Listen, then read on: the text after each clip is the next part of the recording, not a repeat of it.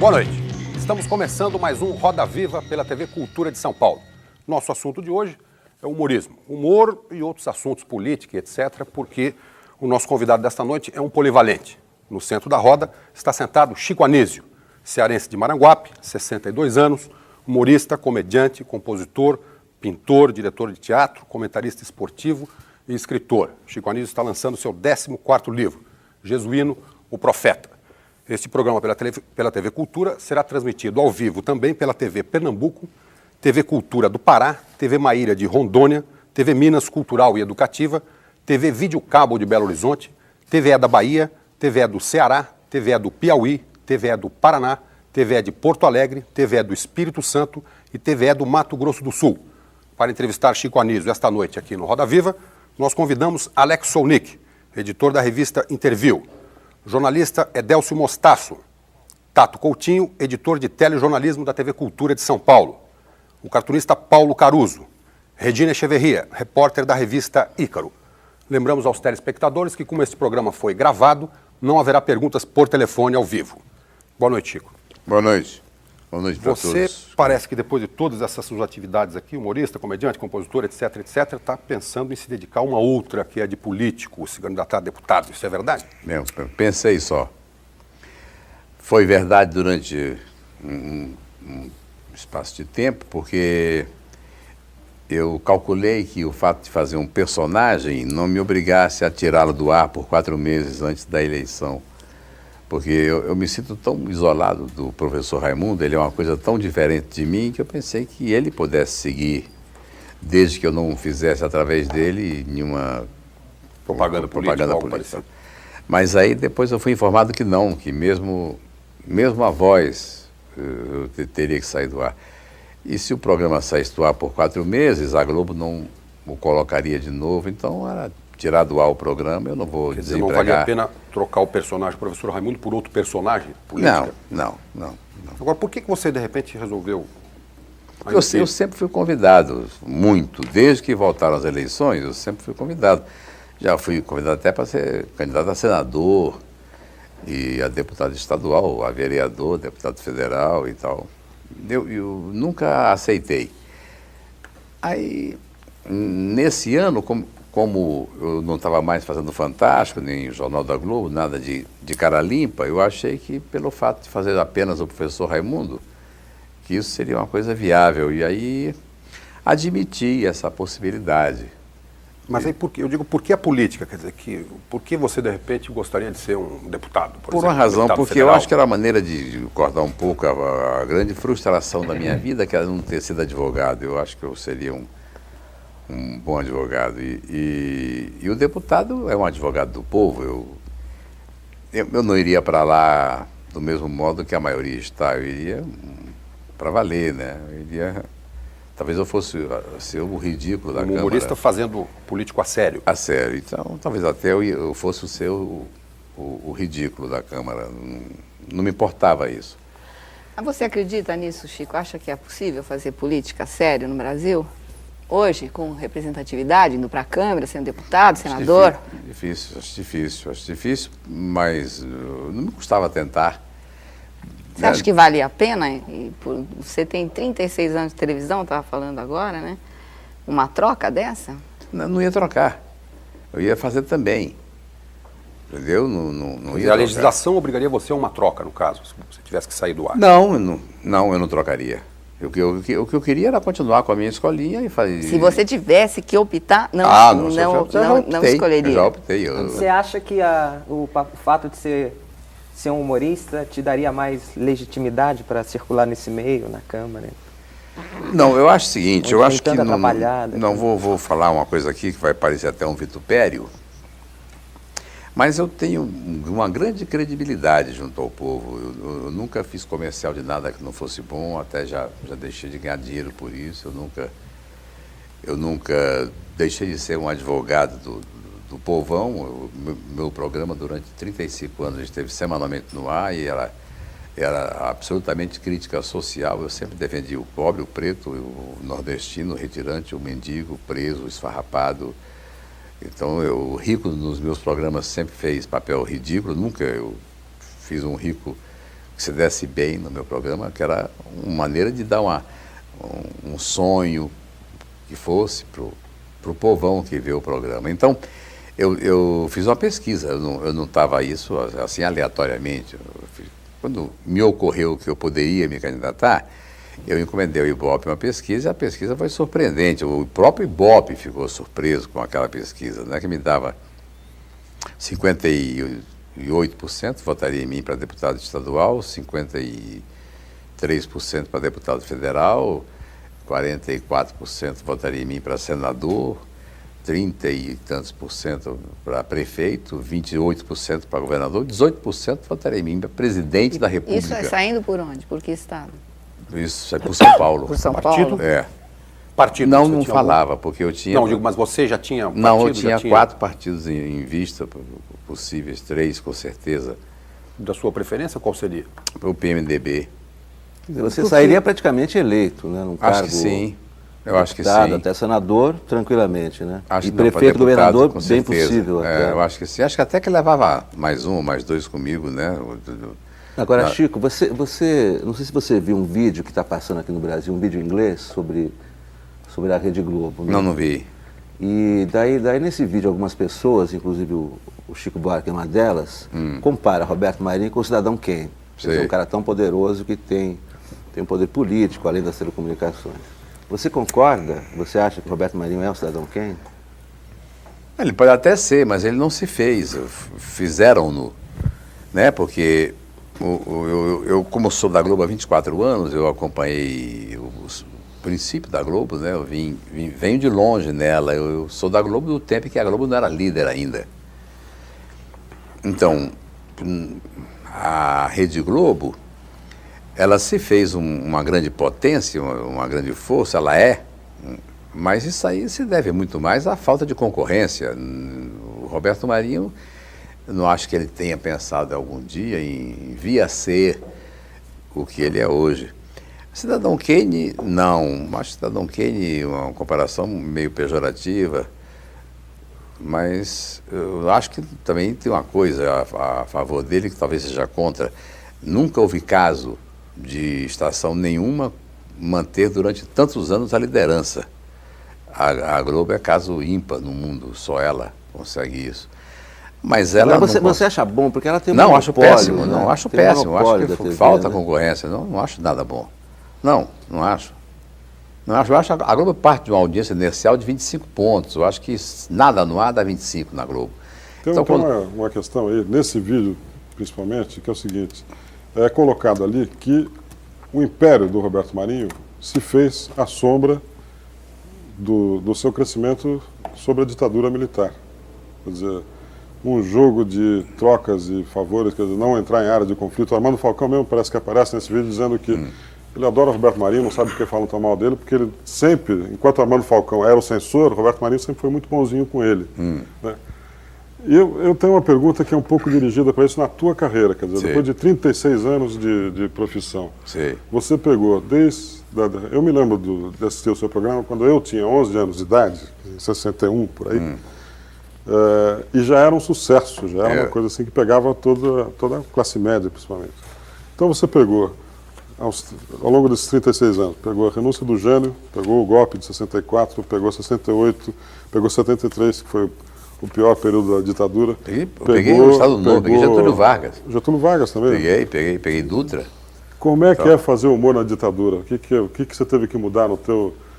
Foi a pior época, né? A ditadura foi a pior época, porque qualquer censura é ruim, né? Quer dizer, foi ruim no rádio no tempo que tinha o DIP, o Departamento de Imprensa e Propaganda, já era ruim no rádio. Cortaram coisas absurdas, né? Me lembro que um dia eu escrevi Auriverde, pendão da minha terra, que é a brisa do Brasil, beijo e balança, o censor cortou beijo e balança. Quer dizer, eu acho... Tive que ir lá para explicar que aquilo era do Cássio Alves, não era meu, não tinha culpa. Sabe, cortaram coisas, eu botei, você vai para a Europa, vê se consegue uns afrescos de Rafael. Aí cortaram afrescos, o cara pôs uma puxadinha e disse, diga, rapazes de maus hábitos. Sabe, uma coisa tão absurda, as pessoas que censuravam eram tão... A ignorância.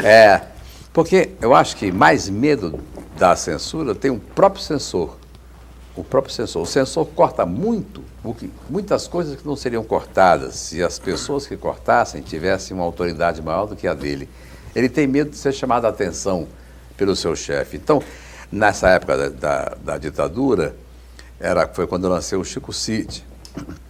Então, eu tentei botar uma moeda especial, seria o romão. Um romão valia 2 Cíceros, um Cícero valia 4 Florianos e tal.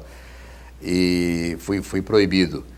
Houve o problema dos prefeitos que fizeram uma queixa, por causa do Canavieira, que era ladrão e tal, e eles se defenderam que não havia prefeitos ladrões no Brasil. E eu falei que Chico City não era Brasil. No Brasil, de fato, não há prefeitos ladrões, mas fora do Brasil, todos os prefeitos roubam.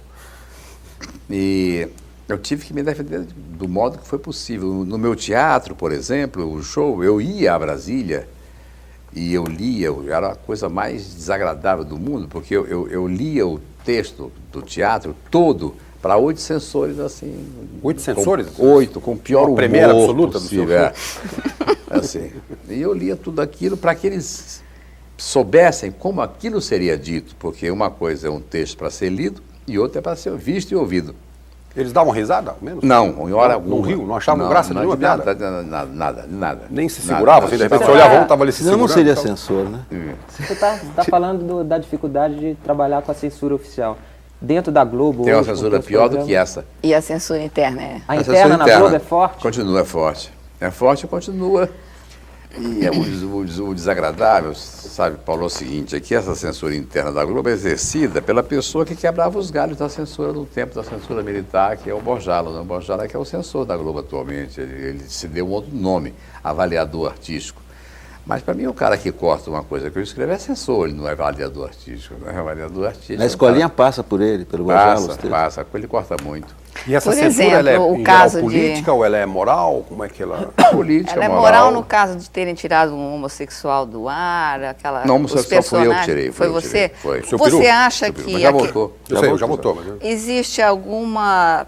Você concorda comigo que esse tema é um pouco ridicularizado, assim? Quer dizer, o Homossexual? personagem um pouco Não tanto depreciativo quanto- com a figura acho que do... não, Por especialmente que não. você tirou do ar?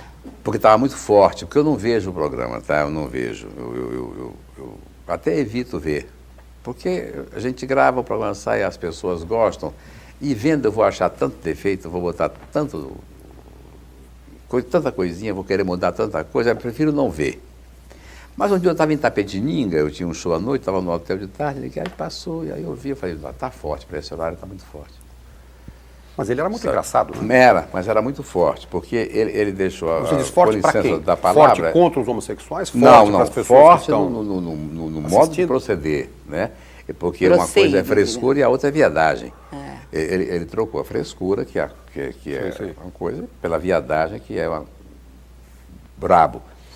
Então, eu tirei por um tempo para que, mesmo para ele se descer um pouco a chama. Agora, a sua pergunta, a gente faz graça com homossexual, como faz graça com nordestino, como faz com Mas preto. há uma diferença muito grande, por exemplo, do painho que você fazia para o... Como é o nome dele? Peru. Seu peru. Seu peru. Não, mas Você eu não fazia, acha? fazia o painho, fazia o Haroldo, eu fazia vários homossexuais, e os homossexuais adoravam, gostavam muito. humor em Não, cima fora do aquele, o preconceito. policial. Humor É. em cima do Aquele preconceito. policial, Carrara, os aquele meus é olhos cor de homossexual. mel. Claro. Mas isso aí é o seguinte, aí é o modo de cada um fazer, né? Eu sei fazer de um jeito, ele sabe fazer de outro. Então, eu não posso passar o meu modo de fazer para ele faz o dele. Agora, essa censura que você mencionou na Globo, como é que você enfrenta essa censura? Ou seja, você discute com o Borjala, Não, conversa, eu- não, ou é não, não imposto? discuto, não, obedientemente, Você vem- faz o script, ou fazem o script e ele volta já cortado e boa Não, noite? É assim não. mesmo? Corte, No vem caso do depois. Borjala, Corte chega o fato do Borjala ser um criador, quer dizer, um desenhista de 30 anos... melancólico, eu acho terrível, 30, acho 40 terrível, anos de acho uma profissão. pena aqui. E que sempre esteve do lado de quem está querendo fazer, erigir, e não no lado de quem está querendo cortar. Isso não coloca vocês numa relação diferente? Quer dizer, Não, você eu não fico tem tenho diálogo pena com dele, ele? eu tenho pena dele. Eu acho que isso aí é uma coisa desagradável, que ele não deve ter o menor prazer em fazer. Foi a coisa que lhe foi dada para fazer.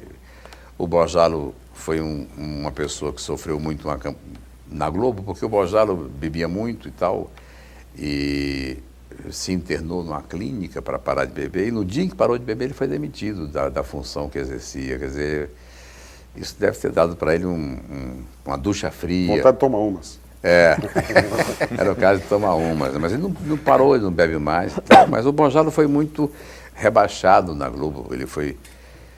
Eu acho que a Globo tinha que pagar o Bojalo pelo tanto de bem que ele fez à Globo, pelo tanto que ele ajudou, e deixar o Bojalo em casa para ele poder criar, para ele desenhar de novo, para ele fazer os trabalhos de criação que ele faz, onde é tão bom.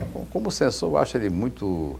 Mas enquanto artistas vocês não têm um diálogo, vocês não têm... Não encontro com ele muito raramente. Pois é, como é que funciona? Ou seja, faço o texto, vai para ele corta antes ou grava e corta depois? Não. Corta antes. No dia da gravação chega... O script depurado. Chegam os cortes, né? Na página 8, onde está aquilo, está cortado. Na página 12 está cortado aquilo e tal. Então ele faz cortes de acordo com o ponto de vista dele. Dele, Bojalo. Doutor Roberto Marinho interfere? Nada, doutor Roberto acho que nem vê. Nem vê? Acho que nem vê. Não, o doutor Roberto tem mais o que fazer do que ficar às 5h30 da tarde vendo a escolinha, né? Agora você falou um pouco... Você é uma entrevista tua outro dia, há alguns meses e tal, em que você dizia assim, inclusive foi na época que você pensou na candidatura, mas você dizia assim, parece que o Boni não conta comigo para 94, então eu vou para a política. O que quer dizer isso? Quer dizer, o Boni não conta comigo para 94? Não, isso foi, depois ele já deu uma outra entrevista onde ele falou que eu sou eterno, então... Mas teve na época... Mas vocês se comunicam por entrevista? Realmente ele se inspirou em Vinícius de Moraes e disse eterno enquanto dure. Enquanto dure. Seja imortal, posto que chama. Não, é o seguinte, já tivemos um papo, já foi esclarecido, mas havia essa impressão de que ele não contava comigo. Mas isso aí também não teria importância. Eu iria para o SBT, eu faria um programa... Quer dizer, você diria que em termos de Ibope, por exemplo, você está tranquilo? O seu Ibope é sempre um nível Olha, o meu bastante... Ibope é o seguinte, é o maior... Isso é uma coisa incrível, né? A Escolinha é um programa de humor de maior audiência no mundo ocidental. Né? No mundo ocidental, isso a gente não inclui a China, porque tem muita gente, a Índia, não sei o que e tal, mas no mundo ocidental é a Escolinha, porque ela tem uma média de 40 pontos no universo de 30 milhões de televisores, que são 12 milhões de televisores, mas com 3 pessoas por televisor, dá 36 milhões de espectadores. O segundo lugar do Bill Cosby, que tem 15 pontos no universo de 90 milhões de televisores, mas lá é 1,6, ele tem 32 milhões de espectadores, mas ele vai uma vez por semana, vocês. Então, a Escolinha é o programa mais visto no mundo ocidental, em que pese o tanto que fala mal visto, dela por aí e tal. É o mais visto, mas pelo que você falou, não por você, que você veria muito defeito. Você estava falando do seu peru também, que você viu... Mas eu não sou pago para ver, eu sou pago para fazer. Não, claro. Para ver é mais caro. Mas é para saber, assim, você... Frequente, você estava vendo e talvez vendo você veria defeitos nos outros personagens, você veria em você mesmo. Como é que funciona a autocrítica do humorista? Porque às vezes é muito frequente o humorista deixar de ser engraçado e ficar chato e vice-versa. Sei. Como é que funciona a autocrítica? Assim? Você sabe quando você está ficando chato, quando você está ficando mais engraçado? Meu caso é um caso diferente do normal, porque pela primeira vez eu sou um só, né? Durante 35 anos eu fui 188 pessoas diferentes. Então, ali ficava de esquisito eu dizer 126 são bons, 17 são regulares, 49 são mais ou menos, 16 são péssimos. Eu não tinha como julgar isso. Isso era uma coisa que eu fazia no fim do ano, uma pesquisa, e o público me dava o resultado. O mais gostado foi o Azambuja, o segundo o Painho, o terceiro o Haroldo, o quarto o Popó. Sempre, não tinha outro jeito, né? Porque as pessoas diziam para mim, poxa, sempre os mesmos, Popó, Painho, Patalhão, Azambuja, Velzoso, Haroldo, eu disse, dava 11. Sempre os mesmos, eu disse, o que eu posso fazer? Os mesmos. Você agora citou 11. Sabe, houve dias de eu fazer 26 personagens num programa, não vou fazer mais isso, isso já acabou, essa fase é uma fase vencida da minha vida, eu não vou mais fazer nenhum personagem, se eu fizer um só por programa e tal, porque, em primeiro lugar, não tenho nada a provar, não estou competindo com ninguém, não quero provar que sou bom, que sei fazer, ou você já sabe que eu sei fazer, ou não saberá nunca. né? Não há como te convencer de que eu sou um bom compositor de tipos, sabe? Isso aí é uma coisa que foi uma decisão que eu tomei no começo da minha vida, quando eu vi que eu não podia ter a categoria do Walter Dávila, a graça do Oscarito e tal. Eu falei, eu tenho que escolher um caminho para mim, senão eu me perco. Então você é aquele que faz vários. E eu me determinei isso. Eu vou ser aquele que faz vários. O programa que eu criei, que é o Chico Anísio Show, foi criado por mim, pelo Manga, principalmente pelo Manga até. Esse programa eu fazia todos os personagens. Era a primeira vez no mundo que havia um programa desse. E a primeira vez que se usou videotape, né? Primeira vez na se televisão usou, brasileira. isso cortado com gilete, no escuro e tal. Então, isso aí é um trabalho que as pessoas podem até não gostar, mas no mínimo elas têm que respeitar, porque... Né? Ô, Chico, Mas desculpa, apesar Tato, desse só sucesso um minutinho, todo por favor. O Tato perguntava sobre a sua crítica ou autocrítica ao personagem que você faz, no caso, o professor Raimundo. Quer dizer, você não se preocupa nem com uma avaliação desse tipo? Ou seja, Não, em rever o professor Raimundo, professores, o professor Raimundo é uma pessoa, sabe, Tato? O professor Raimundo é independente de mim. Eu faço há 41 anos o professor Raimundo. Ele é uma pessoa separada de mim. E eu acho ele muito bom, eu gosto muito dele, porque eu sou escada de todo mundo ali. Eu faço a preparação para que eles façam a graça, quer saber? E o professor Raimundo lançou Ari Leite, lançou o Castrinho, lançou o Mussum. Mussum foi lançado pela escolinha do professor Raimundo, Coronel Ludogero, gente abessa que está por aí. Foi lançado, gente que já morreu até, né? O Geraldo Alves. Agora, Chico, esse sucesso todo da escolinha, esse bope imenso, fabuloso e tudo, mas parece que para o ano que vem a Globo está querendo fazer alguns cortes. É verdade isso? Quer dizer, você vai ter que diminuir o número de atores? Como é que você consegue manter esse elenco enorme? Isso é o seguinte, isso é um mistério, isso é um grilo da minha vida. A produção é sua? Como Não, é da Globo. É da Globo? Cara, é o seguinte, eu tenho... Isso eu agradeço muito ao doutor Roberto Marinho e em primeira instância, e ao Boni, principalmente no fim, porque os dois sabem que eu poderia fazer aquele programa com 16 alunos e me permitem colocar 48. Mas é o jeito que eu encontro de arrumar emprego para mais 32, porque não há onde trabalhar, né? Um comediante que sai da escolinha hoje, só resta para ele a Praça é Nossa e não tem mais onde trabalhar. Você está quase sozinho, né? Nada. E o que aconteceu com o episódio do Nelson da Capitinga? Foi você que não gostou do personagem? De modo, não. As portas lá estão abertas para ele. Quando ele quiser voltar, ele volta. O dia que ele quiser. Aquilo ali é a casa dele. Ele, um dia ele telefonou dizendo que não ia mais. Aí ele morava em Juiz de Fora, tinha esse problema, né? E a mulher dele não concordava em morar no Rio. E ele gravava segunda, terça e quarta, nós gravávamos 3 vezes por semana. Ele vinha de Juiz de Fora segunda, gravava, voltava para Juiz de Fora. Vinha terça, gravava, voltava. E vinha quarta, voltava para Juiz de Fora. E na quinta-feira ele saía para fazer shows. Fazia show quinta, sexta, sábado, domingo, fazia shows. Era uma marcação cerrada. Inteiro. Ele não via os filhos, então, sabe, havia esse problema. Então eu liguei para ele, mas eu liguei para ele num dia infeliz, o dia em que a sogra dele tinha morrido, e a sogra era a segunda mãe dele, ele não tinha mãe e tinha a sogra como sendo a mãe. E falei para ele, Pedro, você fica só os sábados.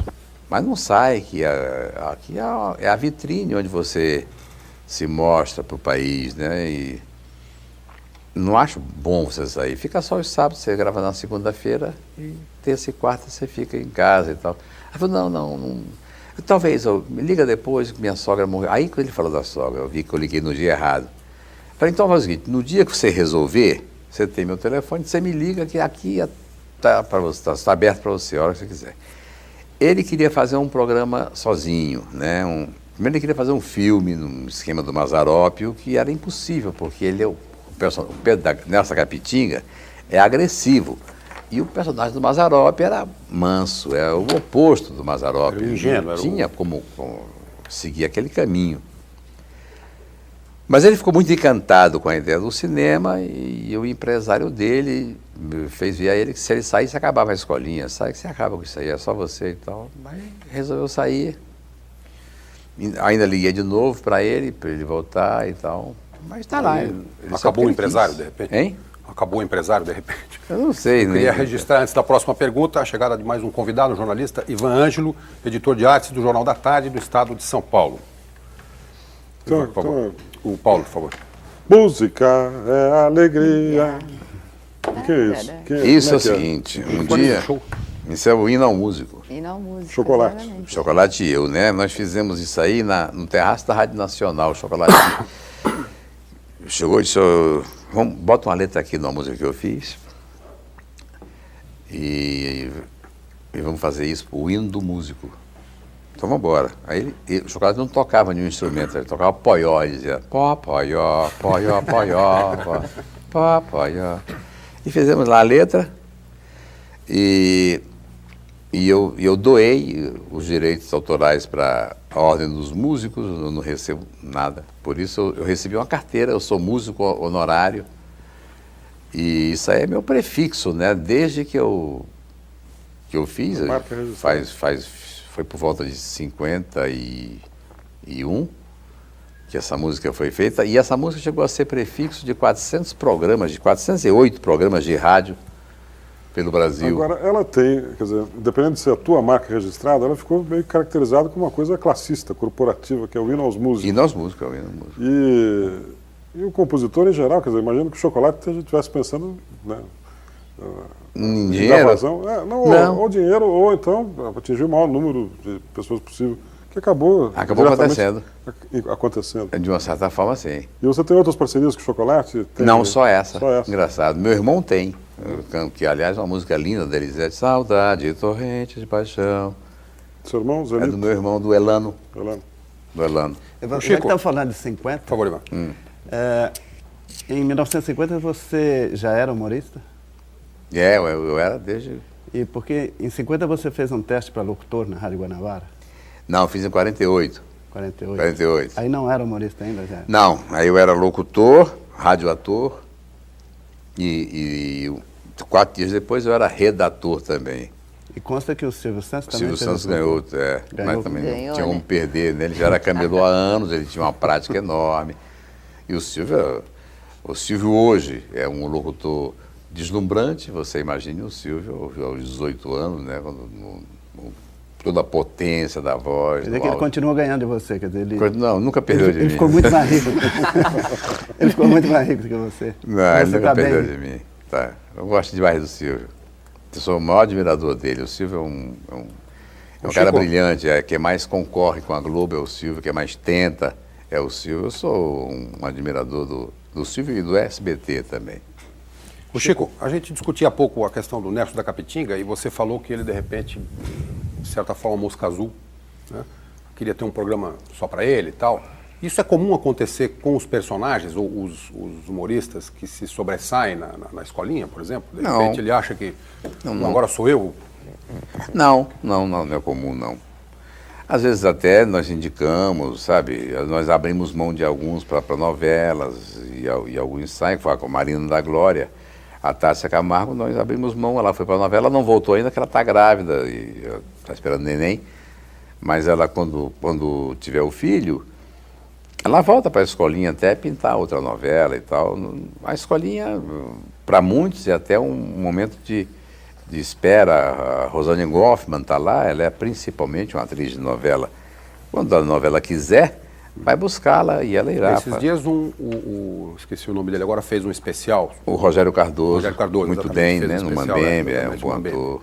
Agora, Chico, você está falando naquela hora, né? Sobre as limitações que a direção da Globo está querendo fazer para o ano que vem. É verdade que você vai ter que retirar alguns atores? Ah, sim. É o seguinte, então eles deixaram sempre que porque o problema é a verba, né? Eu tenho uma verba. Mas tem quantos ali mesmo, ao todo? Alunos tem 45, mas vão entrar mais 3, serão 48. 48. Então, ficou combinado então o seguinte, quando não é combinado, quando é terminado, que no ano que vem, para que entrem 10 tem que sair. E até entendo mesmo, porque não cabe na sala, né? Nós já estamos usando menos, só entram na aula os que vão falar. Antigamente entravam mesmo os que não iam falar, porque como a liberdade é absoluta, o cara não está escalado, mas se ocorrer a ele uma boa piada, ele levanta e fala e aquela piada vai para o ar. E se ele for infeliz e a piada não sair boa, a gente corta na edição, ele não vai ficar um vexame no ar. Feito Falou por que está ele. entrando mais 3, você pode adiantar quem Quer dizer, mas desculpa, agora... Fafi Siqueira, vocês... desculpa, Não, que... o Júlio Levi, Fafi Siqueira, o Júlio Levi... São personagens novos A agora. Fafi Siqueira é uma atriz, né? Vai fazer a Dona Babá, o Júlio Levi. São 3 personagens novos, 3 atores. Agora você falou, para cada 10 que entram, 10 tem que sair, mas a partir desse Não, a partir do ano que vem. piso, não, digo desse piso Então de ficam 48, 48, então. Eu acho que vou conseguir manter o piso de Quer dizer, a 48. partir desses 48, o que aparecer de novo, para entrar tem que sair. É isso? Eu vou tentar levar para 50, poder botar mais 2. Antes do fim do ano? Antes do fim do ano. E aí saem 10, entram 10 e tal. Mas eu tenho um plano com o Boni, que eu não sei se vai vingar, que é de supervisionar 4 programas de humor para as sextas-feiras, né? Então, como tem a Terça Nobre, tem 4 programas distintos, na sexta-feira também, porque ano que vem não tendo horário político, parece que isso vai acabar. Em caso de acabar, o Globo Repórter passa para a quinta, e ele me dá a sexta, e eu faço 4 programas na sexta, e talvez até participe de um deles, Quer dizer, independente do seu. independente do meu. Eu vou criar os programas junto com equipes e tal, e encarreirar, e cada um terá o seu diretor e terá o seu elenco, que isso é o principal. Então, um programa é o Hospital Dr. Tantan, que só tem loucos, todo mundo é louco e tal. Nesse é que eu devo entrar. E aí vão entrar, pelo menos uns 40 comediantes vão entrar aí. Tem o VaptVupt, que é um programa de jovens comediantes, só jovens comediantes, né? Grace Janucas, Fafi Siqueira, o Júlio Levi, que eu falei, o Eduardo Galvão, Eri Johnson e tal, e vai dar para botar uns 30 talvez. As Noviças Rebeldes, que é em cima daquela peça americana, que vai ser dirigida também pelo Wolf Maia, e a cada mês uma aventura no convento com aquelas noviças, que será escrito pelo Flávio Marinho. E o 4º programa é Lua Cheia, que irá em toda sexta-feira, noite de Lua Cheia, e é uma família de monstros que na noite de Lua Cheia eles se transformam em monstros, mas monstros engraçados e tal. A ideia do Luiz Carlos Góes. Então, esses 4 programas vão dar uma abertura no leque do humor e uma chance maior. Agora você falou... Há um tempo atrás você se envolveu numa polêmica com o pessoal do TV Pirata, né? Não foi polêmica, Foi o quê? foi um conselho. Um conselho? De quem para quem?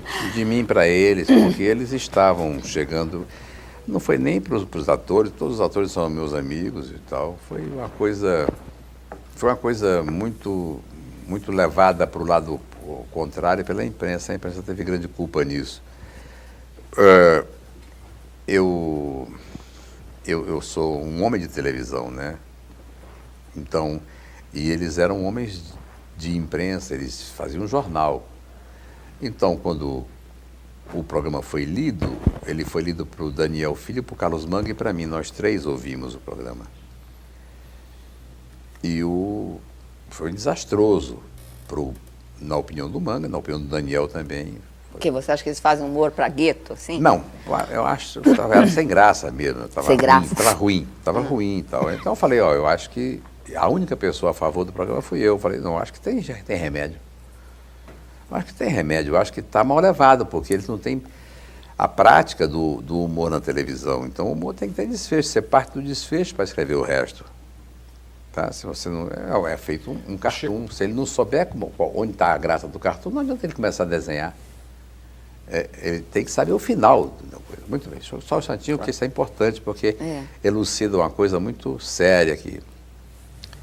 Então, peguei 385 esquetes, quase 400, eu estava de pé, tornozelo quebrado, levei para minha casa, estava em Petrópolis, o Paulo Biratã era diretor do núcleo da TV Pirata, E eu dividi aquilo tudo com um trabalho enorme, sem ganhar um centavo, eu só queria ajudar.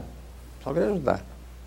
Em esquetes que poderiam dar personagens fixos, esquetes que poderiam ser feitos apenas uma vez por mês, esquetes que só poderiam ser feitos eventualmente, e esquetes que não poderiam ser feitos, porque não eram realizáveis na televisão.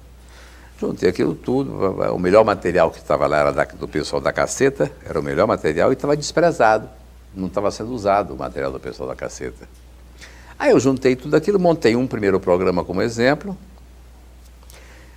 fiz um trabalho muito bonito, sabe? Um clipezinho direitinho. Então me lembrei que peguei uma tirinha do Luiz Fernando Veríssimo e botei junto, de brincadeira, que era assim, primeiro quadradinho, o cara dizia assim, o velho sol.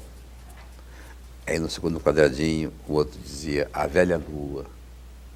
E no outro quadradinho, um dizia, tem hora que tem que chamar profissional. Essa era a tirinha do Luiz Fernando, eu botei junto, mandei para o Daniel. Trabalho que foram 45 dias para arrumar aquilo tudo. Aí o Cláudio Paiva disse que comigo não trabalhava. Aí tá bom, então eu saio, não tenho porquê. Ok, estou fora. Aí eu saí. Eu saí e falei o seguinte, aí me entrevistaram porque eu saí, falei, não saí porque o Cláudio Paiva pediu para eu sair, e o programa é dele, não tem nada a ver com isso. Agora, é preciso que ele faça esse programa ser entendido no país todo. Porque na hora em que ele... Uma coisa é fazer o Teatro Ipanema. O pessoal vai ao teatro para ver. E a outra coisa é na Rede Globo, que ao mesmo tempo é visto em Altamira, em Arroio do Tigre, em Maranguape, em Fortaleza, em Brasília, em São Paulo, em Itapetininga, em Indaiatuba e tal. Então, aí eu falei uma frase que foi a gozação dele. Se a minha cozinheira não entender, está errado. Tá certo. E aí criaram muitos problemas. Eles começaram a fazer gozações comigo, e como o pessoal da Caceta faz até hoje, sei que nunca tinha falado mal da Caceta, eu só falei bem da Caceta até hoje, nunca falei mal deles, eles falam muito mal de mim, o que também não me dá nenhum problema, não me faz a menor moça. Não lhe tira o sono. Hein? Acho que minha pergunta tem a ver com isso. Na escolinha tem havido uma quantidade muito grande de velhos humoristas, inclusive com velhos tipos criados. São poucos os novos tipos, que aparecem.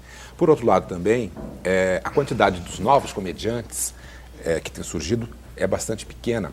Esses programas que você se referiu, por exemplo, são programas com poucos integrantes ou poucos personagens. A que você atribui esse tipo de situação criada? Quer dizer, por que a sua preferência pelos tipos mais conhecidos e mais tradicionais? E eu queria aproveitar e perguntar uma outra coisa. Qual é o segredo de fazer humor? Bom, eu não tenho preferência pelos antigos profissionais em detrimento dos novos. Não, eu sou quem mais lança novos. Os dois maiores sucessos dos últimos anos foram lançados por mim, o Nesta da Capitinga e o João Canabrava. Então, eu não estou nesse time aí. Eu sou quem mais lança, quem mais procura, quem mais dá chance. É a mim que eles procuram. Eu estou lançando lá no Rio a Grace Janucas, que era conhecida aqui em São Paulo, e lancei a Cláudia Gimenez, dei a oportunidade maior dela, a Estela Freitas saiu porque ela quis. E se mais atores jovens não há, é porque a Vira e Mexe, uma dupla de Goiânia, de comediantes de Goiânia, também botei no programa, não deu certo, mas não foi culpa minha. Os antigos comediantes eu ponho porque eles sabem como dizer, eles são mestres.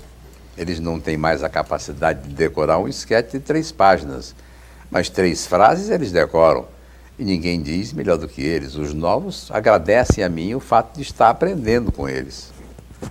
Sabe, já ouvi, pô, é uma glória trabalhar com Brandão Filho e Walter Dávila. Porque o que a gente aprende só de ver eles falarem é maravilha. Ô, Chico, por que hoje tem menos humoristas? Desculpe, Alex, um minutinho, Alex Oleico, por favor. Hein? Faltou a segunda pergunta do Edélcio. Bom, então isso aí... Ou mais explicitamente, qual é o segredo de fazer humor na televisão? Mais difícil? Não entendi. Qual é o segredo de fazer humor na televisão? É você ser milagroso, né? Porque não tem mais aonde. Você ser milagroso. Isso é um grande milagre que a gente consegue, porque o programa do Jô acabou, o programa do Jô dava emprego a muita gente. Acabou o programa do Agildo, né? que dava emprego a muita gente. Os Trapalhões diminuiu o elenco demais o programa, né? Ficou muito reduzido. A TV Pirata parou, apesar de dar emprego para 7 ou 10 só, mas dava. Então, parou o meu outro programa, o Estados Unidos de Chico City, onde eu empregava 65 pessoas e tal. Então, fazer humor na televisão hoje é uma grande glória, porque significa que somos os remanescentes. Ô Chico, a briga com o Jô e o fato dele não... Não briguei com o Jô. Não, a polêmica com o Jô, o fato de a imprensa, pelo menos, dizer que ele não fala mais com você. Isso é mais uma das vilanias da imprensa? Foi mais um mal-entendido? Porque estava em função um pouco dessa história do mercado para jovens atores. Isso ali isso aqui é o seguinte, o papai manda dinheiro. Porque eu falei uma coisa, a imprensa publicou outra, foi até o Estadão quem publicou. Eu falei o seguinte, o Jô não podia parar o programa dele, o programa de humor, porque muita gente que ele levou da Globo para lá, depende dele e tal. E o Jô podia gravar numa segunda-feira 16 esquetes, na outra segunda-feira 16, e pegava esses 32, espalhava pelo mês, e daí o programa ficava no ar. Isso é preguiça do Jô. Aí a manchete era Chico Anísio chama Jô de preguiçoso. Não foi isso, eu não falei que o Jô era preguiçoso. Não posso chamar de preguiçoso, é um cara que trabalha o tanto que ele trabalha. E você não chegou a falar com ele depois desse mal-entendido? Não, tentei até, mas houve ele não gostou muito de eu falar, então não me faz a menor falta, posso viver sem o Jô. Bom, tranquilamente, o resto da minha vida, como ele pode viver sem mim. Sabe, cada um com o seu programa no seu canal. Cada um no seu programa e no seu canal. Nós vamos fazer um rápido intervalo. O Roda Viva volta daqui a pouco, entrevistando hoje Chico Anísio. Até já.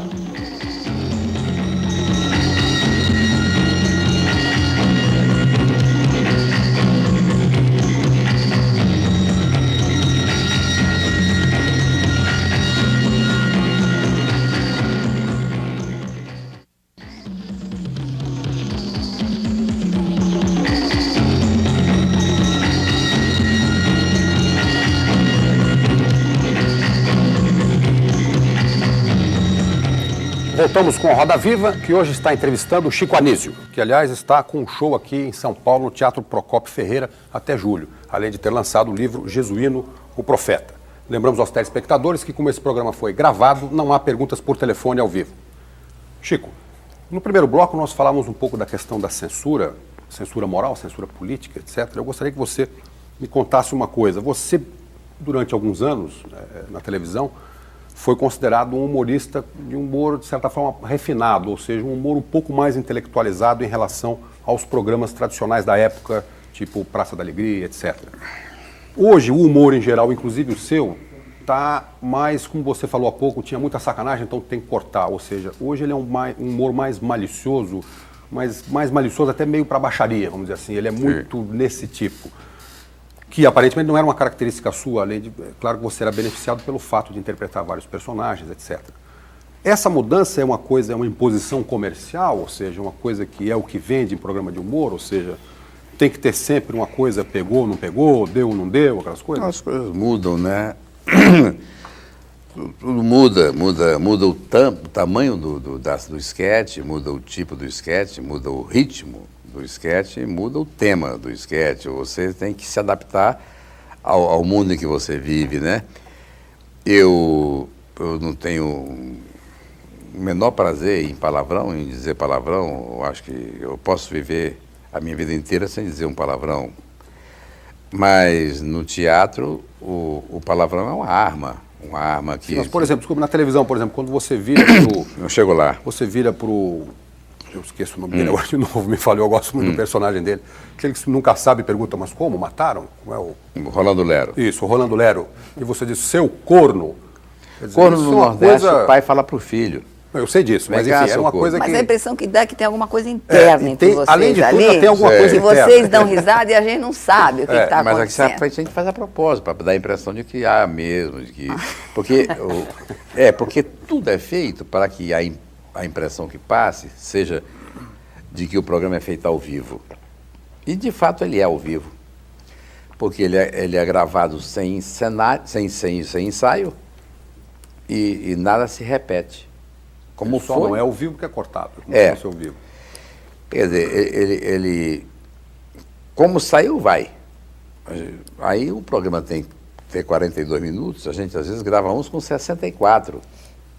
Então tem que tirar 22 minutos da gravação.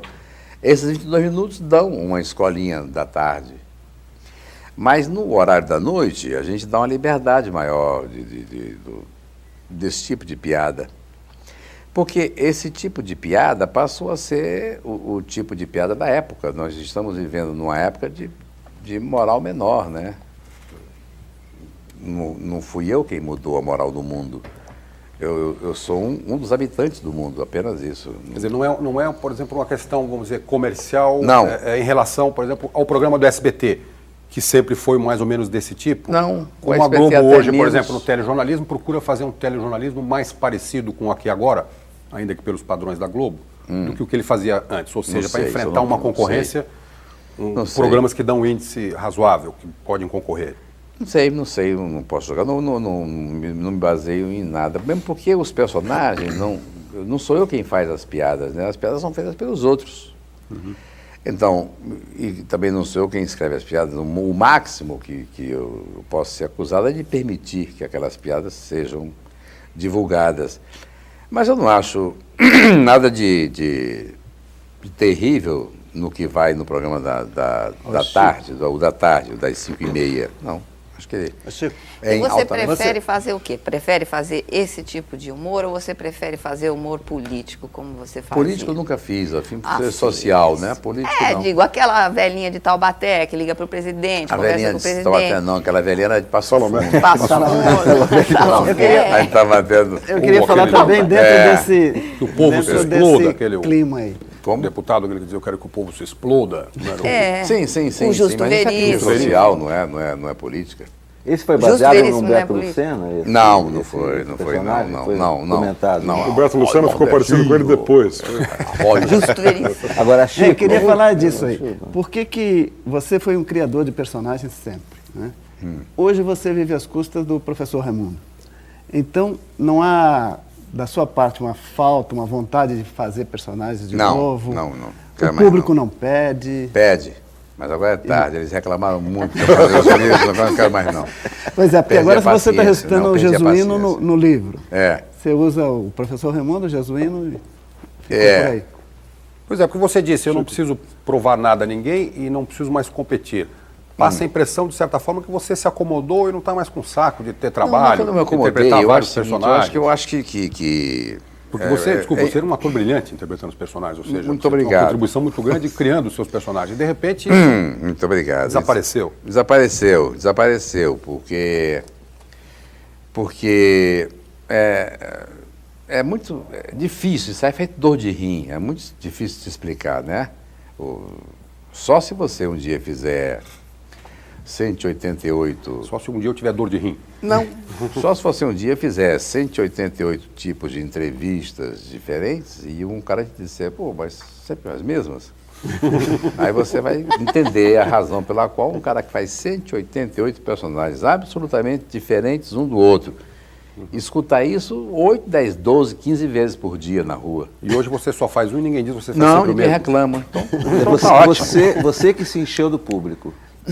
Não me enchi do público, não vou dizer isso, não me enchi do público. Eu me decepcionei com o público não tem entendido um esforço enorme que eu fazia somente para ele, Desculpe, público. Chico, deixa eu só interromper. Sabe, Você, não era pra o mim. público ou quem está te julgando? Os intelectuais, os jornalistas? Não, eu não dou a menor importância ao que os jornalistas dizem, desculpe, nenhuma. Se eu desse importância ao que os jornalistas dizem, eu já teria me suicidado há 5 ou 6 anos. Eu não me suicidei, estou aqui inteiro e tal. Os jornalistas só falam mal de mim, mas acontece uma coisa, eu sempre disse isso, eles passaram anos dizendo que eu era gênio E eu tive a genialidade de não levar isso a sério. Não é agora que me chamam de idiota que eu vou cometer a idiotice e acreditar. Então, Por quê? Você acha que houve um patrulhamento porque você casou com a Zélia? não, acho que até piorou depois que eu casei com a Zélia. O patrulhamento vem de longe. O jornalismo está 95% entregue ao PT.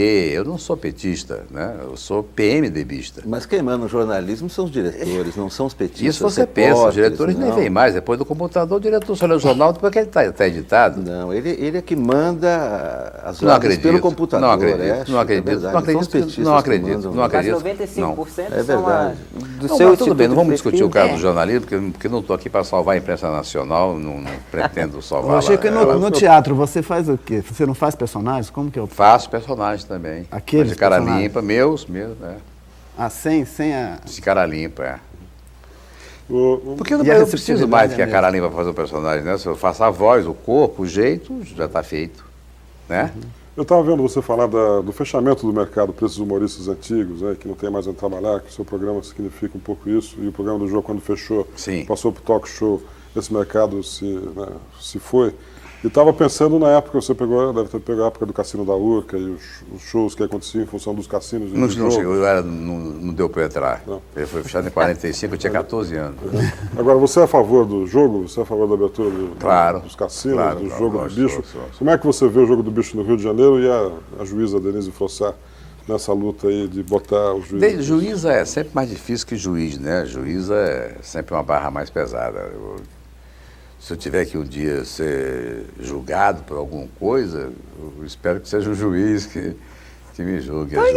As juízas são muito drásticas, são muito...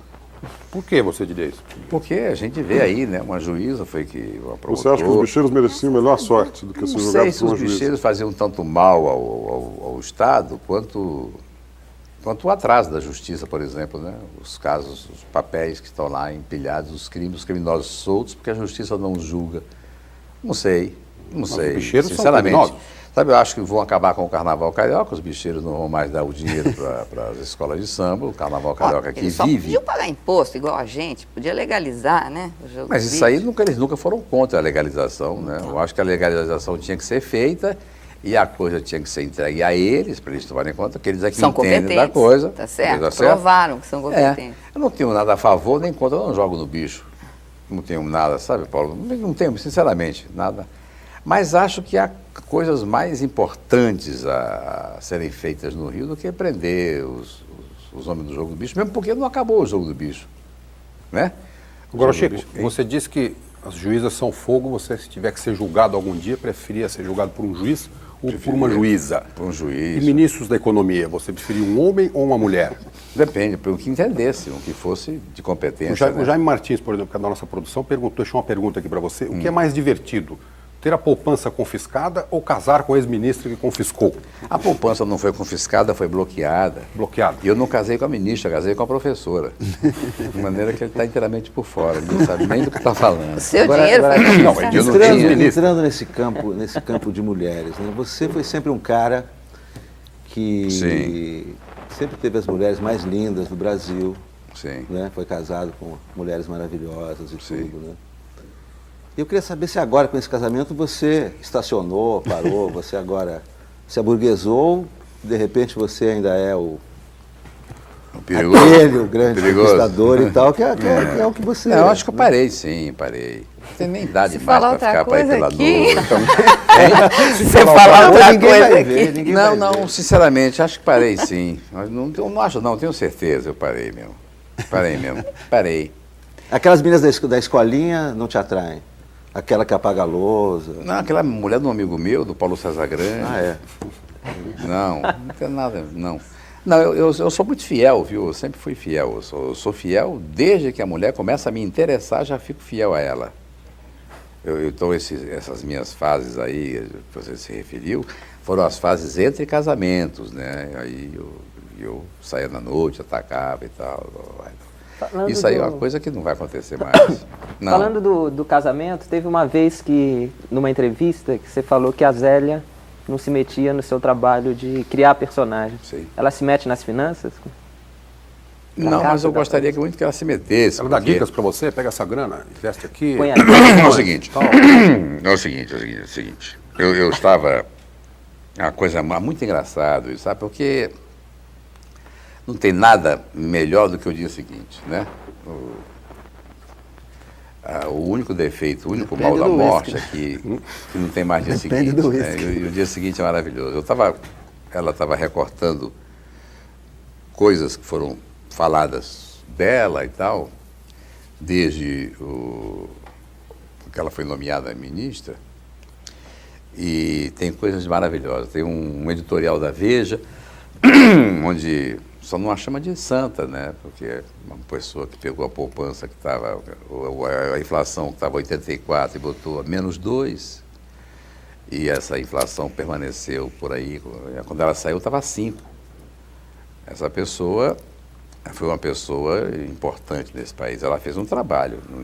Não importa se esse trabalho custou o bloqueio de uma poupança que depois foi devolvida. Essa poupança, se não fosse o trabalho dela, subiria na hiperinflação. Então é muito melhor você receber o seu dinheiro daqui a 18 meses do que ele acabar. Alguns economistas, diga-se a favor, que alguns economistas respeitáveis, inclusive aqui no Roda Viva, disseram que essa poupança não poderia ser devolvida, senão o país quebrava ou algo parecido. E foi devolvida, tá certo? Então eu vou dar o exemplo da Sueli May, que trabalha comigo, que botou 150 mil cruzeiros 3 dias antes do bloqueio. Houve o bloqueio, quando ela recebeu 75 milhões. Ela aí consertou a casa dela de Piquiri, que tinha caído com a chuva de granizo, o telhado todo e tal. Ela adora a Zélia, acha a Zélia, ela fala, aquela casa é da Zélia, foi a Zélia que me deu aquela casa. Agora, então, há pessoas que... A Folha publicou um dia o seguinte: o plano acabou, inflação chega a 3%.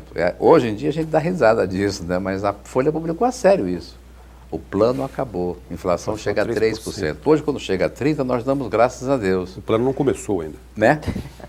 Chega a 30%. Agora, essa inflação a 30% que está hoje, não combina com a minha relação de compra do supermercado. O supermercado me grita 45% no ouvido. Ela está a 30% no jornal, mas na minha vida é 45%. Na minha vida, eu não sei, na vida dos demais aqui. Mas tudo aumenta a 45%, só que a inflação é a 30%. Agora, Chico, sem querer invadir, com todo respeito, invadir a sua privacidade com a ex-ministra, quer dizer, ela hoje é uma pessoa que está respondendo a um processo de envolvimento em irregularidades e tal. Como é que isso funciona? Não digo nem no relacionamento dos dois, mas em relação à ministra, ou seja, como ela reage em relação a isso. Você falou como ela reage, dá risada, por exemplo, quando a Folha dizia 3%, o plano acabou. Tá bom, então agora você, advogado da ministra, já que eu já não me formei na Faculdade de Direito do Rio, vou me formar aqui na Roda Viva da Cultura. É o seguinte, eu tenho 2 sócios no Rio com os quais eu construo casa. Nós construímos uma casa por ano.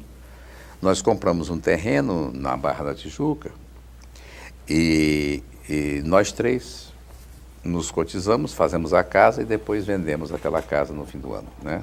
Somos 3 sócios.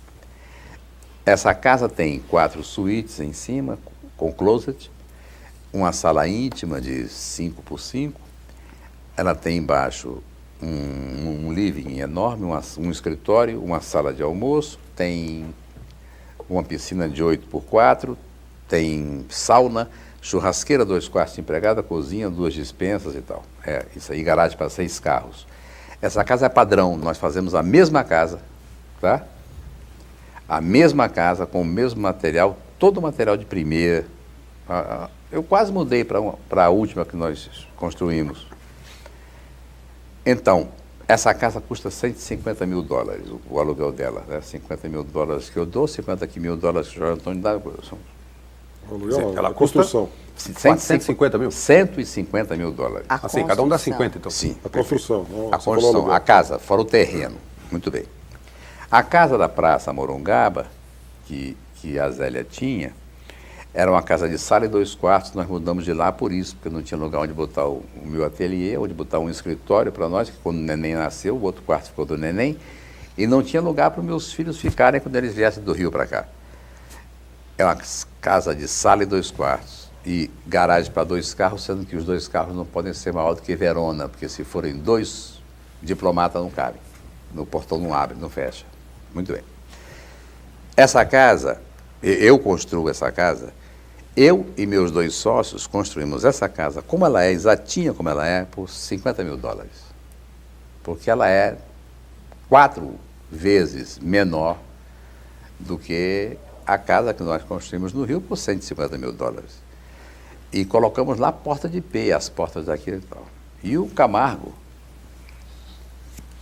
disse que pegou na conta de quem foram achados os cheques fantasma, não foram na dela, foram na dele, que gastou 243 mil dólares na reforma da casa dela. Então o Camargo conseguiu o milagre de reformar com 243 mil dólares uma casa que se constrói nova por 50 mil.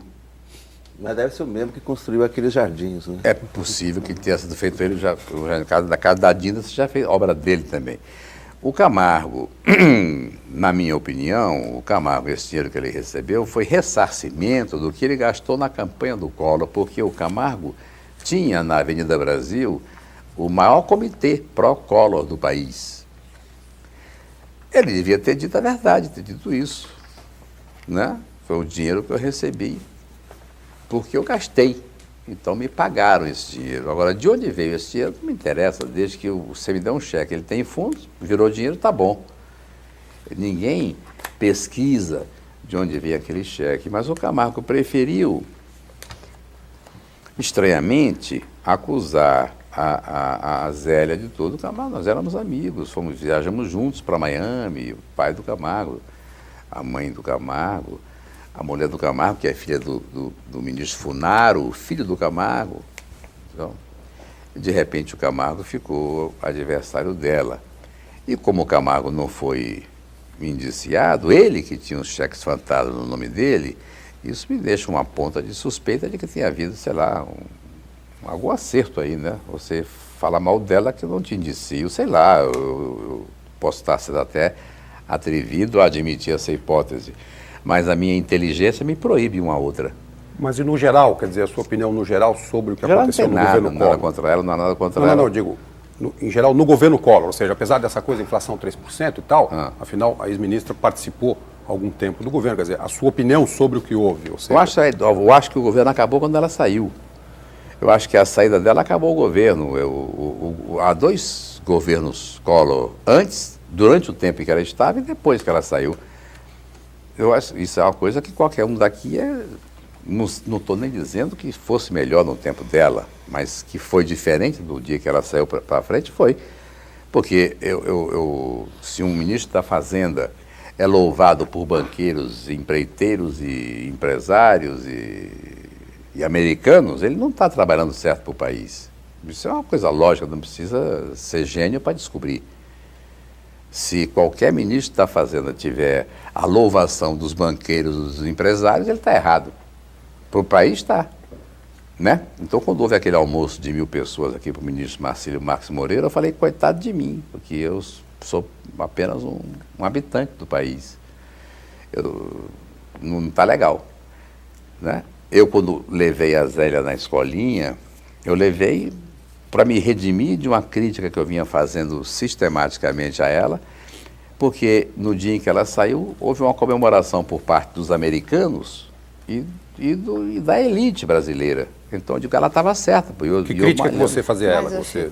Não, era um personagem escrito pelo Nani, não era nem escrito por mim. O povo é só um detalhe. Tá? Quer dizer, era o personagem em si, não uma crítica específica? Não, era o personagem. Célia Caridosa de Mello. Célia Caridosa de Mello.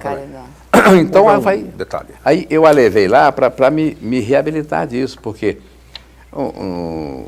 você não pode agradar o Palmeiras com grande fidelidade ao Corinthians. Não, ou você é Palmeiras ou você é Corinthians, né? Então, ministro da Fazenda, que banqueiro elogiar, está errado. E foi ali que você passou a ser fiel a ela? Não, ali eu passei a ser decente com ela. Eu passei a ser fiel a ela no dia 13 de setembro, quando jantei com ela no Antiquário. Chico, ela não está aqui, eu teria 1000 dúvidas a respeito dela, eu acho que realmente não é o caso, mas eu te perguntaria uma outra coisa. Depois que ela lançou aquele livro, abrindo... O livro quem lançou não foi ela, foi Fernando Sabino, eu sempre fui contra aquele livro. Aquele livro foi uma grande bobagem, vou dizer por quê. Eu estava recém entrando na vida dela, eu não tinha direito de proibir o livro. Tá? Se aquele livro fosse 15 dias depois, eu queimaria, ele não sairia. Falei com ela várias vezes, Zélia, para que esse livro? Não, esse livro esclarece coisas Mas ninguém está querendo, perguntando nada, ninguém está querendo saber de nada. Para quê? Eu não li o livro. Você não leu? Não, não li. Nem lerei. Eu falei, esse livro só é bom para o Fernando Sabino. Ele vai ganhar um dinheirão com esse livro. Você não vai ganhar nada e esse livro vai ser um mal-estar para você. Para com esse livro, tira esse livro. O que foi possível, eu tentei evitar que o livro saísse. Tá e depois certo? ela se arrependeu ou não? Se arrependeu, claro, se arrependeu, lógico. Porque o livro não trouxe nenhum inimigo para ela. Apenas revelou os que eram. Algumas decepções, né? Talvez, assim. Mas a exceção existe para comprovar a regra, né? Então, é como se ela tivesse aberto a tampa da cacimba e todo mundo pode meter uma caneca. Então, pessoas de menor gabarito, pessoas passaram a fazer piada com ela, pessoas que não faziam, que ela era muito respeitada. E o livro tirou esse respeito que havia, né? Esse livro poderia ter sido para ela uma coisa assim, tipo o Simonal, né? Que ficou marcado, né? Destruído até, uma coisa absurda. Quando o Simonal nem tem culpa daquilo. Então, eu queria aproveitar essa deixa que você deu aí, que você casou com a Zélia por causa do texto do Nani. Como é que é a tua relação com os criadores do texto do programa? A melhor possível, eles fazem o que eles querem. Uma equipe enorme. São 23. Mas você dá uma peneirada? Como é que é? Não, depois de tudo pronto, aí eu vejo, mexo aqui, muito pouquinho, porque eles são da maior competência. Porque é exaustivo, é desgastante, é uma coisa cruel. Quem tem? Luiz Fernando? É o seguinte... Haroldo Barbosa? Não, Haroldo morreu. Tem, não sei de qual todo mundo, tem o Roberto Silveira, tem Guiarone, Mário Tupinambá, tem... Nani, Jesus Rocha, Elisa Palatinic, são José Sampaio, Arnaud Rodrigues, são 23. A criação dos novos personagens, como é, Chico? Alguém propõe a direção? Propõe. Você imagina? Às vezes o próprio ator propõe através de um tape, né? Eu estou levando, essa semana eu estou levando para o Rio 4 fitas de comediantes, um de São José dos Campos, 2 aqui de São Paulo e um de... Deve aparecer muito candidato. Muito personagem, né? Muito. E tem muitos lá na espera para entrar. Agora, Chico, você acha que tem alguma política das televisões de cortar humorísticos? Eu ia perguntar outra hora, porque tem muito menos hoje do que antigamente, né? É alguma decisão? O Brasil está muito engraçado, alguma... tá fácil da gente rir, tá todo mundo querendo rir, no teatro todas as peças de humor fazem sucesso. Não sei. Quer dizer, o humor está na moda, né? Mas sempre esteve, né? Sempre esteve. Rir, ninguém reclama de rir. Não. Agora, de repente, isso aí passou a ser uma decisão das televisões. Eu não posso combater, nem ele decide, está decidido. Eu sou o empregado, né? Eu faço o que me mandam. Eu até tenho... Nunca ouvi um não na Globo. Sabe, eu acho até que se eu chegasse pro Boni agora e pedisse para voltar ao meu outro programa no ano que vem, ele concordaria. Tenho quase certeza disso. É que não passa mesmo pela minha cabeça voltar. Mas essa decisão veio por parte principalmente da Globo, né? Porque a Globo é a madrinha, né? A Globo ela encaminha, ela comanda aquela coisa. Então a Globo tem hoje 5 novelas por dia, 6, contando com a novela da Cultura que vai de manhã. E eu acho isso demais, acho muito. Claro que eu entendo que a programação tem que ser horizontal, nós somos terceiro mundo, tudo bem. Mas as novelas, de uma hora para outra, passaram a contar principalmente com atores desconhecidos. Um dia desse eu estava com a Zélia vendo uma novela, eu não vejo novela muito. E 23 vezes eu disse, não sei. Ela perguntou, quem é esse? Eu falei, não sei. Quem é essa? Não sei. 23 vezes. Aí eu passei a contar. E eu não conhecia 23 atores que estavam no elenco da novela. Eu sei que todo mundo tem que começar, porque eu já fui jovem também, tive que começar. Mas quando eu comecei, jovem, eu comecei no meio de Brandão Filho, Walter Davis, Zé Trindade, Cobras Criadas. Eu era o único jovem. E os jovens que deram certo nas novelas foram jovens que apareceram em novelas onde estava Lima Duarte, Fernanda Montenegro, Ional Magalhães, Denise Fati, Paulo José, porque ali é que segura. Então, você vê um seriado como esse, por exemplo, Contos de Verão, onde só tinha a juventude, foi um desastre. Agora, o que acontece com os galãs da Globo? Existe alguma diferenciação em relação aos galãs antigos? Não existe, né? Os galãs da Globo são... A nova geração de galãs, eu só acredito mesmo no Marcos Palmeira, né? Por ser meu sobrinho. Acredita em que sentido? Mas eu só boto a mão no fogo pelo Marcos Palmeira. O resto tudo eu não boto minha mãozinha no fogo. Nem Antônio Fagundes? Não, esse não é nova geração. Antônio Fagundes é um monstro. Antônio Fagundes, vamos ver. Um pouco de respeito. Me diz uma coisa, Antônio Fagundes é você... Tony Ramos, isso aí é outra linha. Eu digo o pessoalzinho que está chegando aí, se você não me der uma luvinha de amianto, eu não boto a mão no fogo, mas nem por $1 milhão. Agora, você acha que isso interfere na história? Quer dizer, interfere em tudo, né? Porque chega uma hora que se um cara diz para alguém eu te amo, ele só estará sendo sincero se alguém for outro homem, né? Esse dito para uma mulher fica ridículo, né? Fica absolutamente sem sentido, porque, sabe, há uma chama interior que funciona, sabe? Essa coisa que funciona. Então, uma cena de amor tem que ser vivida por um homem e uma mulher. Ou, não é que pode ser vivida por 2 homens se o filme tratar disso. Ou por 2 mulheres, se esse for o tema da novela.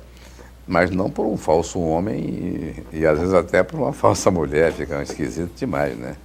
Ô Chico, você é uma pessoa séria, a gente sempre imagina os humoristas dando risada, contando piada. Quando eu conheci o Veríssimo, ele dizia, eu sou antítese do humorista, não sei contar piada. Não sabe nem falar. Né? Ele é tímido falar já é muito, E né? você, como é que é? Sou sério, sim. Você é sério, né? Sou. Tá, como é que você contou a alguém que primeira pede pra piada? você Quem contar falou uma que piada? você era engraçado? Quem falou que você era Não humorista? falaram Como que é era foi engraçado, porque não foi engraçado.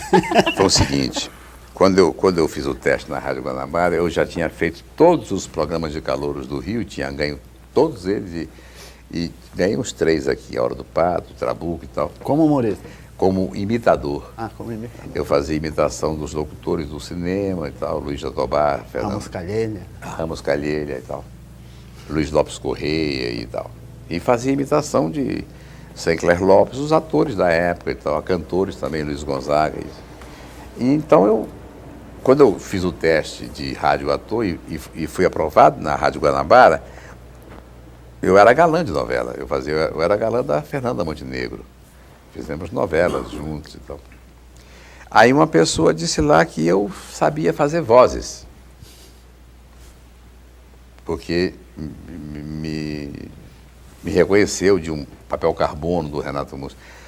Aí me transferiram para a linha de show. Então eu fui fazer o humor, não é por ser engraçado, é por fazer vozes, sabe? Mas você, Por que quer dizer, que você normalmente tanto não. humorista, Chico, hein? Ceará dá muito humorista. Por E tem quê? mais para vir. Um monte. O Tom Cavalcante tem série. Não, né? e tem Músicos mais, e cozinheiros, tem mais. Tem chefe uma de moça cozinha. ótima que está para chegar aí. Vai, espera Por um quê? pouco. Porque, sei lá, acho que o cearense é mais inteligente, né? Quer dizer, você não é nem uma pessoa bem. Quer dizer, você não usa esse bom humor, essa graça nem na vida cotidiana? Ou seja, sei lá, de repente você não liga pra Zélia com a voz do Justo Veríssimo? Não. Uma coisa qualquer? Não? Não. Você sempre o Chico Alô, LOL, Zélia e tal, Chico Anísio. Não precisa nem dizer. Eu digo, às vezes eu telefono daqui para Belém do Pará e assim, por exemplo, o Paulo está, aí o Chico Anísio, as pessoas dizem de lá.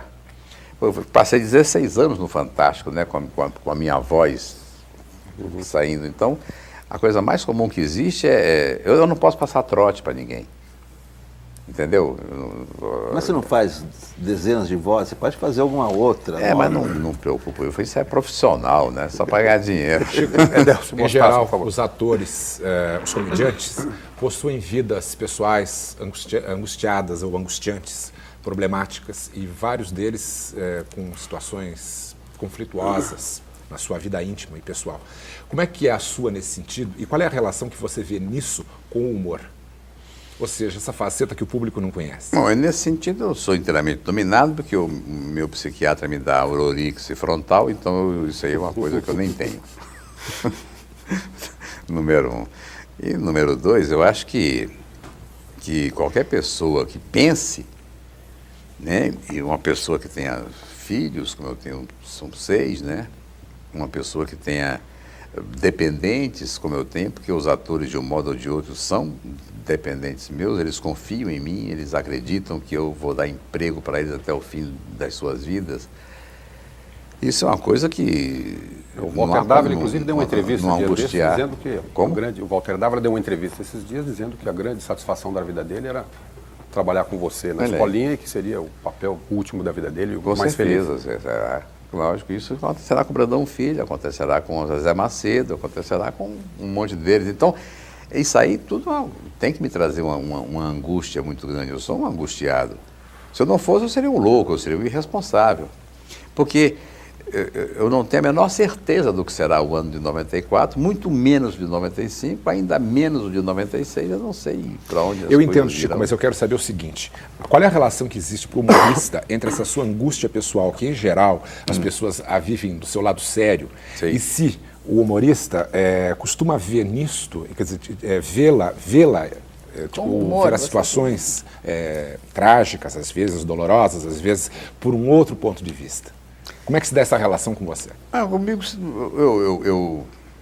da minha própria angústia, eu não tiro partido, né? Eu tiro partido da sua angústia, porque a minha, na minha opinião, não existe. Ela está domada, domesticada, já é uma coisa que faz parte da minha vida.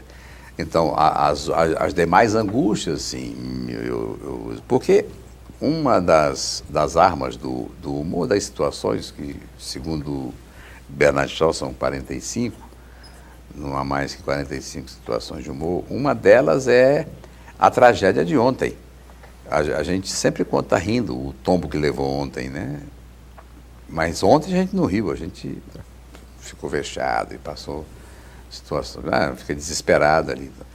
Então, a angústia, esse modo de viver que o humorista tem mais do que os outros, porque o humorista é um observador maior do que os outros. Então, se nós estamos aqui, digamos, 8 pessoas, se entrar aqui um cabeleireiro, a primeira coisa que ele faz é olhar para o cabelo de cada um. E se entrar um alfaiate, ele vai olhar para a roupa de cada um. E se entrar um dentista, para os dentes de cada um. Mas se entrar um humorista, ele vai olhar para o cabelo, para o terno, para os dentes, para os óculos, para tudo de cada um. Porque o humorista é um observador. Qualquer pessoa que viva de humor, ele tem que olhar tudo na vida. E tudo na vida tem que dar motivo para... Ele procura sempre a graça da coisa. Então, mesmo num velório, eu vou a um velório, eu fico olhando o velório com um olho diferente a não ser que seja velório de parente, né, que a pessoa está envolvida. Mas no velório onde você vai para se despedir do amigo e tal, você vai lá, então... Enfim, dá uma olhada, porque velório sempre tem alguma coisa interessante para a gente usar. Sabe, claro. Quanto mais dramática a situação for, mais engraçada ela fica. Você já utilizou alguma situação de velório que você observou? Uma, por exemplo, você observou eu fui um velório aqui. Eu trabalhava na TV Paulista, no Canal 5, e o pai de um rapaz que trabalhava conosco na carpintaria morreu, então nós fomos para o velório. E o velório era no bairro do Limão, na casa, o corpo velado na mesa e tal. Então, saímos Walter Dávila, o Castro Barbosa, o Lauro Borges e eu. E nós íamos ouvindo um jogo, Palmeiras e Santos. Você torcendo para o Palmeiras? Eu torcendo para o Palmeiras. E o Santos fez 1-0. O Palmeiras fez 1-0. E quando fez 1-0, o carro chegou. Aí descemos do carro, entramos no velório. E pessoas que a gente nem conhecia, nós conhecíamos apenas o filho. E quando eu me preparei para dar uma saída, eu estava sozinho com um senhor do lado. A viúva tinha levantado, a própria viúva. Aí eu achei que eu deixar o senhor sozinho era uma maldade. Eu fiquei ali, dando uma força a ele e tal, parado aqui. Aí a viúva voltou e disse no ouvido dele: Pagão empatou e Chinesinho perdeu um pênalti.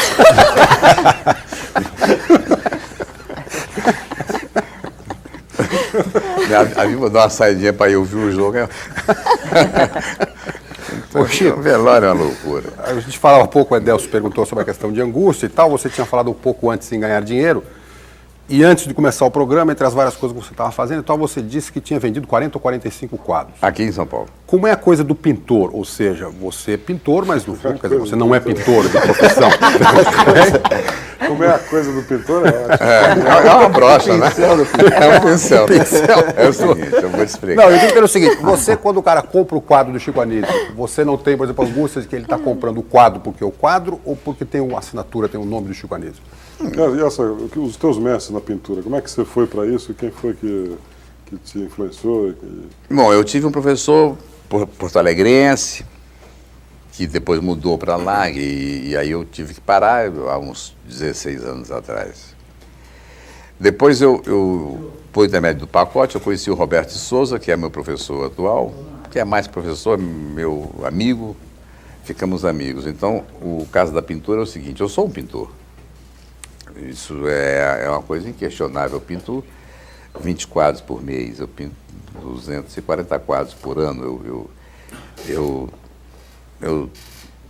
modéstia à parte, eu estou entre os... Acho que não tem 10 que vendam tanto quanto eu. Eu vendi em 91 107 quadros, vendi 108 quadros em 92. Esse ano eu já vendi 105. Estamos em junho e eu pretendo vender mais uns 50 daqui até o fim do ano. Então, mas de repente você acha que o cara compra de repente porque tem assinatura Chico Anísio? Você não tem esse tipo de preocupação ou de angústia, como falou o Edelcio? Quer dizer, não tenho, estão comprando porque eu sou não posso ter esse grande tipo de pintor? preocupação, porque não tem como eu botar outra assinatura lá que não seja Chico Anísio. Eu sou o Chico Anísio, não tenho culpa disso, né? Mas isso não mexe com você? Quer dizer, não, porque eu sei que isso acontece com o quadro. meu livro, isso acontece com o meu... Não tudo. Né? O cara vai ver o meu show do teatro, mas é que essas coisas, é o Chico Anísio. É que as outras atividades têm uma reação mais instantânea, mais imediata. Ou seja, uma música você ouve e você tem mais Não, eu já tive conversas com pessoas do Centro de Artes, de Belas Artes e tal. Eu estou incluído entre os 10 melhores marinhistas atuais do Brasil.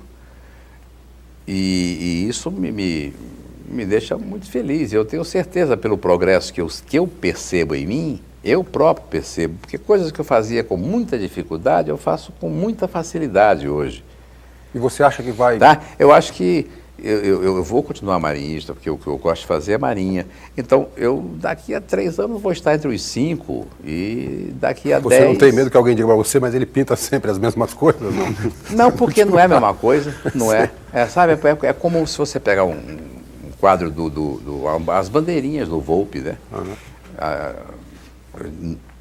São maravilhosas, e são aparentemente até a mesma coisa, mas são inteiramente diferentes. Tem alguma razão para você descrever as marinhas? Alguma razão especial? Porque são as duas coisas que eu mais tenho medo, né? Que são o mar e a solidão. Eu não ponho figuras nos meus quadros, só tenho o mar e ninguém. Então, os quadros são muito gostados, sabe? É claro que o Brasil é um país muito atrasado, porque, por exemplo, se eu sou impressionista, então eu vou fazer uma exposição impressionista na França, por exemplo, essa exposição será criticada pelo Figaro por uma pessoa especializada em impressionismo. Porque se for um cara que gosta de abstrato, julgar os meus quadros, ele vai achar aquilo tudo um lixo. Ao mesmo tempo, se houver uma exposição de modernistas aqui e for um acadêmico julgar, ele vai achar um lixo. Então, a coisa tem que ser julgada pela pessoa que entende daquele assunto. Eu não posso fazer um quadro impressionista e agradar quem gosta de abstrato. Não tem essa possibilidade, não existe. Você diria que com o passar dos anos a tendência é você ser mais pintor e cada vez menos... Acho que com o passar dos anos a tendência é, eu acho que a pintura é o emprego da minha velhice. Eu sempre disse isso. Eu estou arrumando aqui um emprego para a minha velhice. Eu acho que eu vou pintar até os 80 anos. Você fala que você vende ao pintor, um dos pintores que vende mais quadros, usando isso talvez até como um índice da qualidade do teu trabalho. É verdade que a Globo compra quadros para distribuir como brindes? Compra. Compra. E é uma parcela grande do que você vende? Até essa parte uma cota pessoal. Do que eu vendo para a Globo todo ano. E ela deu para os donos de afiliadas, ela deu para os superintendentes das afiliadas, ela deu para donos de agências, ela deu para diretores de agência, ela vai dar esse ano, eu acho que para diretores de criação das agências. Quantos quadros você vende para a Globo? Eu vendo 50, vendo 40, depende do número de pessoas que vão ser presenteadas. Eu estou tentando agora ver se faço os quadros de um hotel, sabe? Porque aí são 300 quadros, é uma jogada... Cada quadro. 300 quadros, porque há quartos que tem 3, né? Eu vou conversar com o dono do hotel na semana que vem e ver se eu consigo convencê-lo a botar em vez daquelas gravuras, botar como Como o é que você Hotel arruma Sheraton tempo para fazer tem quase todas do essas Juari. coisas que você faz? Como é que você arruma tempo para fazer todas essas Quanto coisas? tempo você pinta um quadro? Eu acordo cedo, eu acordo 6 horas, eu pinto de manhã. Você acorda e vai Pinto. dar suas pinceladas. Eu tenho um ateliê aqui em São Paulo, eu tenho em Petrópolis e tenho no Rio, né? Tudo de que eu preciso eu tenho, nos 3 lugares. Quer dizer, eu só não pinto quando eu estou em hotel. Então, eu pinto de manhã e vamos no Rio, né? De tarde eu vou gravar, de noite eu dou uma pintadinha ainda também. Na terça-feira eu pinto de manhã, de tarde eu vou gravar, na quarta-feira eu gravo de manhã e pego os 12 quadros, ou 10, ou 14, o que eu tiver pintado durante as 2 últimas semanas, aí eu vou no ateliê do Roberto, botamos lá um a um, e ele fala, isso aqui tá legal, não tem que mexer em nada aqui, bota um pouco mais de onda nessa pedra aqui e tal. Sabe, esse aqui, o céu tá bonito, mas esse céu aqui exige um pouco mais de luz aqui nessa pedra e tal. Ele me dá as dicas. Então, o meu progresso eu sinto mais também por aí, porque antigamente eu ficava lá de 3 até 5h30, em 2 horas e meia, e nós consertávamos 4 quadros. Hoje a gente, em 2 horas e meia, conserta 14. É sinal de um progresso, não é verdade, para você que desenha, que não pinta porque não quer. Inclusive esse aprendizado nessa linha, eu aprendi a desenhar, por exemplo, tinha um avô, né, que me iniciou e que pintava, era um pintor amador. E um dia eu comecei a pintar uma tela e era um oceano revolto com uma parede que ali, para mim, estava tudo carregado de simbolismo. Certo. E quando eu volto, eu saio, vou para a escola, quando eu volto, o oceano está tranquilo, absolutamente perene. E meu avô diz assim, então, maré é assim, não é daquele jeito que você está Então, a minha linha de desenho é absolutamente expressionista e carregada daquilo que eu quero dizer. Né? Claro. Então, esse aprendizado, você inclusive sair da coisa da linguagem, da comunicação com o público direto, massivo, que é uma coisa que é muito mais introspectiva e solitária, é um salto... Mas eu já tinha... Eu imagino que seja o descanso do guerreiro, na verdade. Mas isso aí já tinha feito através do livro, que meus livros né? não são engraçados, meus livros são sérios. Esse Jesuíno Profeta trata do quê? O Profeta é o seguinte, é um personagem que tem 26 anos, né? Até teve um jornal aí que disse que eu estou entrando na seara do Paulo Coelho. Pô, há 26 anos que eu faço o Profeta. Essa seara não é do Paulo Coelho, essa poderia ser até do Rabindranath Tagore, podia ser até do Gibran Khalil, né? Gibran Khalil, né? Não, ali é mais sexo, né? Não sei, mas não é, a intenção não é essa. Assim, o Profeta dizia uma frase no final do programa, uma frase que era uma frase de alento, né? Uma frase de otimismo, de um toque no povo, para o povo se perceber de que nem tudo está tão ruim, que tudo podia ser pior, né? Então você passou o dia procurando emprego, mas você esqueceu que você passou o dia andando, vendo, olhando, ouvindo, e essas vantagens você esqueceu. E as pessoas que não ouvem, não andam, não veem, estão no hospital e tal, estão piores do que você.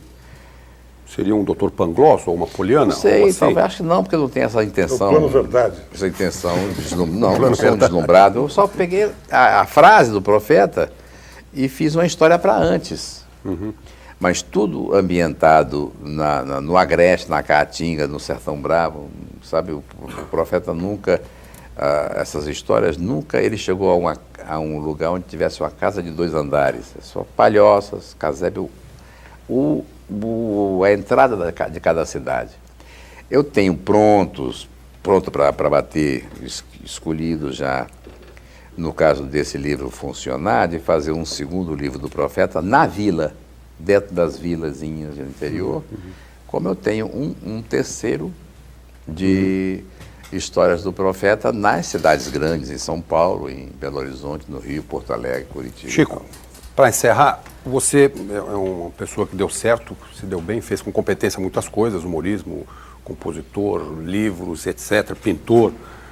Quando uma coisa não dá certo? Ou seja, eu me lembro, sei lá, quando você foi comentar futebol, por hipótese, não deu muito certo. Deu. Quando não dá certo? Não, deu certo. Você acha que deu certo? Não, vou te explicar porque deu. Vou explicar porque deu certo. Não deu certo na Globo, porque na Globo é impossível comentar futebol. Na Globo é impossível. Mas porque... a Globo sempre tem um comentarista de futebol. Mas não é um comentarista. O comentarista de futebol não está ali para contar o que foi visto, está para prever o que pode acontecer. A minha opinião é essa. Eu sempre comentei para frente, não para trás. Onde é que dá certo? Você está falando que não deu Na Globo tem um fone no ouvido, você começa a falar, ok, tá bom, Chico, chega, pô, ok, pode cortar, passa pro Galvão. Então não há comentarista que resista a isso. Ou você é pusilânime o suficiente para suportar aí essa idiotice, ou então você se rebela contra e sai. Aí eu fui para a Rádio Tupi. E quando eu cheguei na Rádio Tupi, a Rádio Tupi tinha 1,3 de índice, quando eu saí ela estava com 4,7. Então deu certo. E quando não deu certo? Na Globo. O que não deu certo foi Estados Anísio. Para deixar a sua opção, quando não deu certo, não, se é várias que não vezes não deu certo, eu não me incomodo. Pois é, não, eu digo, mas como é? É por isso que eu digo, você sempre dá certo, você sempre tem sucesso nas coisas que você faz. Eu escrevi um livro chamado Sou Francisco, onde eu conto todos os meus fracassos. Eu não tenho vergonha de ter fracassado, porque cada fracasso que eu obtive, eu ganhei ali um aprendizado. A vitória não ensina nada, você só aprende com a derrota. Mas o meu fracasso mais incrível foi o programa Estados Anísio de Chico Cid, porque eu incorri no erro que eu alertei na TV Pirata. Sabe, eu fiz um programa elitizado.